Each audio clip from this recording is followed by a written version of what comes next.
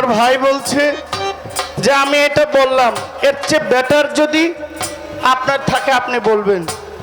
আমার ভাই হিসেবে আমি আপনাকে বলছি, আপনি বেজার হন নাই তো? আমি আরো কইলেও আপনি বেজার হইবেন না, কারণ আমি আপনাকে বলবো, আপনি আমাকে বলবেন। আমরা দুজনে না বললে দর্শক কইব তারা ভাই ভাই ভাও দিয়ে গান গায়। এটা কইব। তাইলে একটা সময় কাজল দেওয়ান সাহেব, লতিফ সরকার সাহেব, এরা কিন্তু খুব ভালো বন্ধু। স্টেজে উঠলে কিন্তু সাপ আর বেজির মতো লেগে থাকতো। তা আমরা ব্রাহ্মণবাড়িয়ার, আমরা কেন লেডাজিরের মতো গান গামো কি? আমরা একজনের লেগে আরেকজনের লাগিয়ে দেবো গা। ওখানে দৌড়ালাম, ওখানে দৌড়ালাম। লাগে বাউন বেড়ের বেড়াই, আমাকে লোকে পারতো না, আমাকে লোকে পারতো না। বাউন বেড়ের বেড়াই লাগাটা আমগো রক্তেই আছে। তোমরা আমাকে লোকে পারবো না। এটা এটা বললাম দিয়ে না, এটা হলো কথার মারামারি, এটা প্রেমের মারামারি। এখানে কেউ বেজার হবে না, বেজার হইলেই লস। কারণ আমি যখন তাকে আঘাত করব, যতক্ষণ না তাকে আমি আঘাত করব ততক্ষণ তার কাছ থেকে ভালো কিছু আসবে না। মানুষ কষ্টে কবিতা লিখে, কবি কষ্টে নদীর পাড়ে বসে কলম নিয়ে বসে অনেক কিছু লিখে। সুখে থাকলে, দুলনায় থাকলে, এসির ভিতরে থাকলে কিচ্ছু লেখা যায় না। শাহ আব্দুল করিম, হাসন রাজা, রাধারমন। হাসন রাজা তো রাজাই ছিল, রাজাগিরি বাদ দিয়ে ফকির হয়ে গেছে। শাহ আব্দুল করিম টিনের ঘর খুপড়ির মধ্যে থেকে গান লিখতো। পাগল হাসান সনের বেড়ার ভিতরে থেকে গান লিখতো। সে যদি আরামে থাকতো, আয়েশে থাকতো, এই গান সে কখনো লিখতো না। কাজী নজরুল কারাগারে গিয়ে কবিতা লিখেছেন, গদ্য পদ্য লিখেছেন। কারা রইল হোকপাত ভেঙ্গে ফেল করলে লোপাট।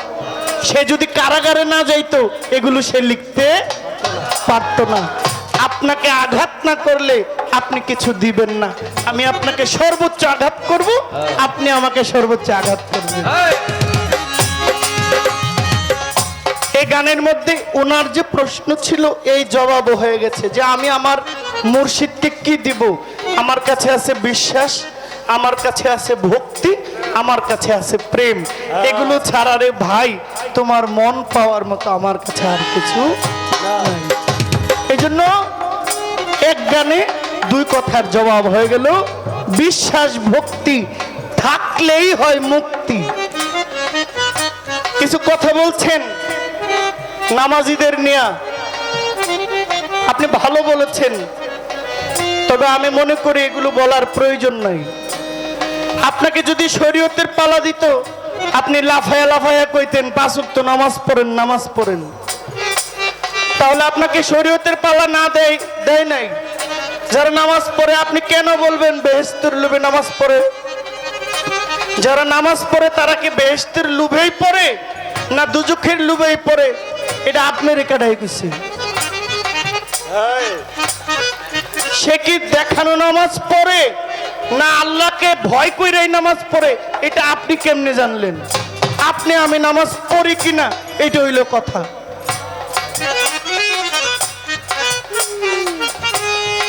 যে পড়ে তাকে পড়তে দেন, এইটার মধ্যে সে মজা পাইছে। আপনি গান করেন, আপনি গান গান, আপনি গানে মজা পাইছেন। আমি গান করি, আমার গানে মজা আছে। এর মধ্যে কোরআন বলছে ওয়ায়ুকিমুনা সালাতা ওয়া মিম্মা রাযাকনাহুম ইউনফিকুন। কে পড়লো কে না পড়লো এটা আমি আপনি বললে এমনি আমগো শিল্পীদের কথা অনেক পেজ গুছ হয়। এরপরে এই কথার পেজ ধরে আপনার উপরে হামলা চালাইব। আপনার উপরে হামলা চালাইলে এই হামলার শিকার আমিও হব। তদ্রুপ হামলা হবে এমন কিছু আমরা না বলি। যে যে ইবাদত করতেছে তার এটা করতে দেন, এটার মধ্যে সে শান্তিতে আছে। কেন করে এটা নিয়ে আমার বলার দরকার নাই।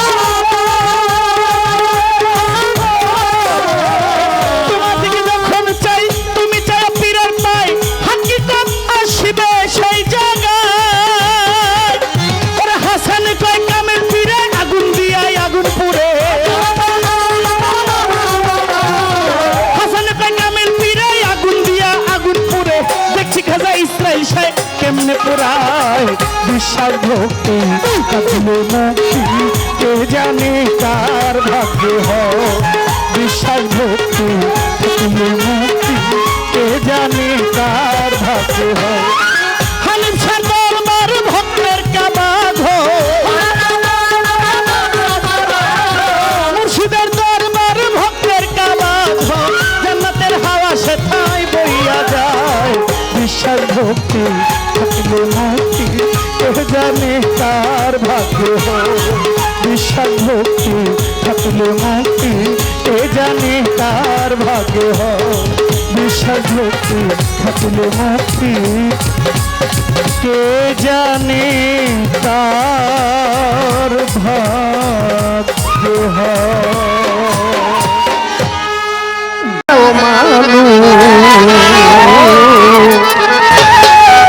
আমরা সবাই মানুষ হই এই মানুষের ভিতরে আর একটা মানুষ বাবা বাস করে নিশ্চয়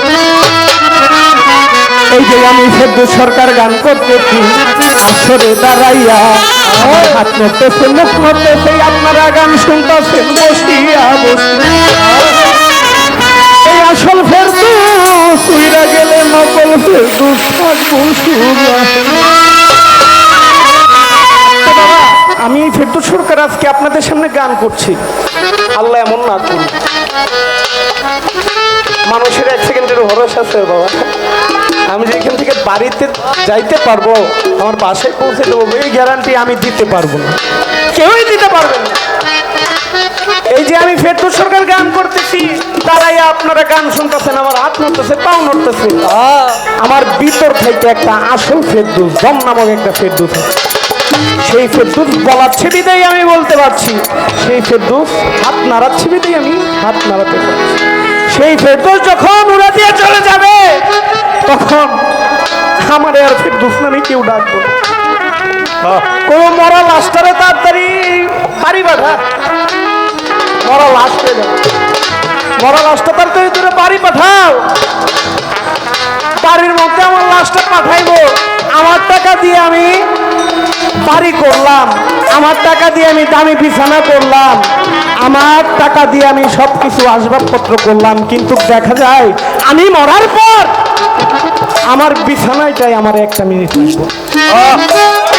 আমার ঘরের ভিতরে আমাকে একটা সেকেন্ডের জন্য ঢুকাবে এলাকার মানুষ বলবে তাড়াতাড়ি মসজিদ থেকে খাটিয়ে আনো আইনা এটাকে তাড়াতাড়ি গোসল করাও তাড়াতাড়ি গোসল করে তাড়াতাড়ি এটার জানাজা দিয়ে তাড়াতাড়ি দাফন করো কেননা কবি আলাউদ্দিন বয়াতির একটি গান আছে দুনিয়ায় 3.5 হাত লম্বা মানুষ অর্ধেক ফারা তবে কেন এই মানুষের ভিতরে অহংকার এই মানুষের কি বাহাদুরি ও বাবার রুগী হইয়া থাকলে পরে ঘৃণায় কেহ কাছে যায় না তার আত্মীয় তার ময়লার গন্ধে বিড়াল কান্দে সেই মানুষটা গেলে কি দাম আছে এই জীবনে কি মূল্য আছে একবার ভাইবা দেখেন চিন্তা করে দেখেন এই দেহটাকে অনেক কবি অনেক রাইটার অনেকভাবে এই দেহটাকে নিয়ে গান লিখেছেন যেমন যেমন শাহ আব্দুল করিম লিখেছেন কোন মেস্তরি নাও বানাইলো কেমন দেখা যায় ঝিলমিল ঝিলমিল করে রে ময়ূরপঙ্খী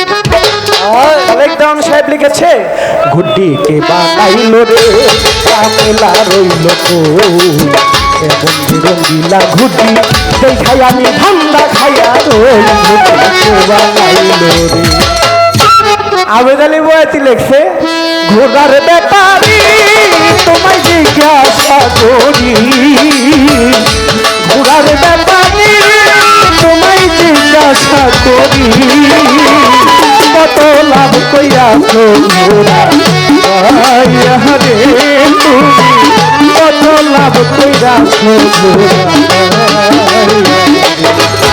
আবার কোন রাইটার এটা সাইকেল গাড়ি হিসেবে লেখছে কি চমৎকার গাড়ির মডেল মানুষ একটা 2 চাকার আবার আরেক কবি লেখছে মন আমার দেহ করি সন্ধান করি কোন মিস্ত্রি বানাই আছে এখন সাবি ভাইরা দিছে সেইরা জনম্বরে আর আমার দাদা লিখেছে কি এই দেহটারে কেউ কই ঘোড়া আবার কেউ কই গাড়ি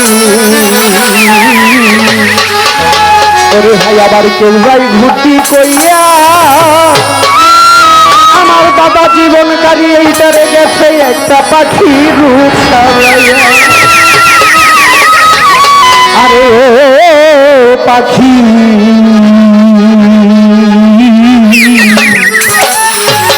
উড়া দিতেছে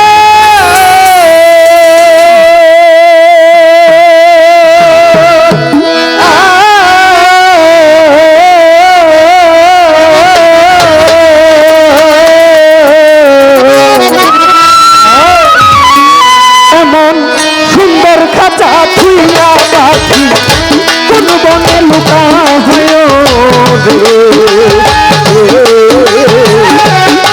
আমার উড়াইলা পাখি রে আরে ও পাখি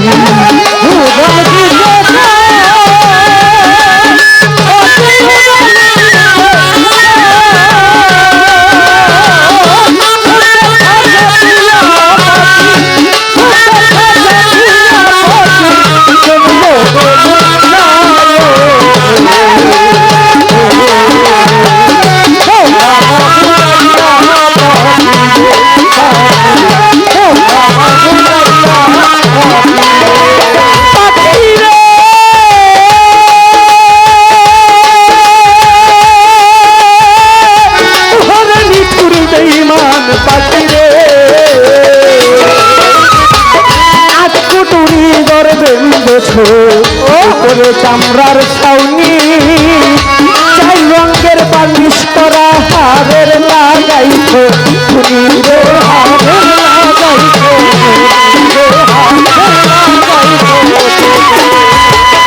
আটকুটুরি ঘর বেঁধেছ উপরে চামড়ার ছাউনি চাই রঙের বালিশ করা হারের লাগাইছো রে হারের লাগাইছো ঘর ধুইয়া তোর বাইরে বসরে পাখি ঘরে মায়ার গেলি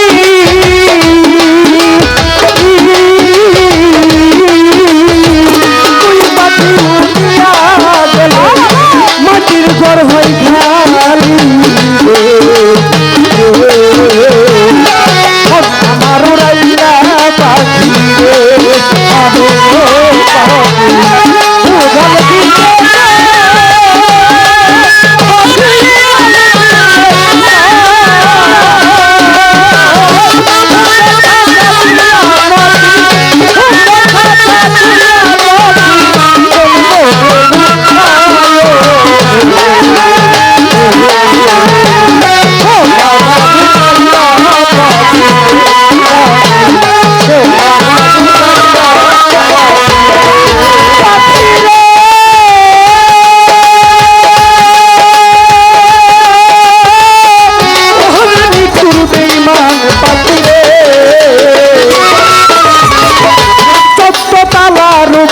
তোরে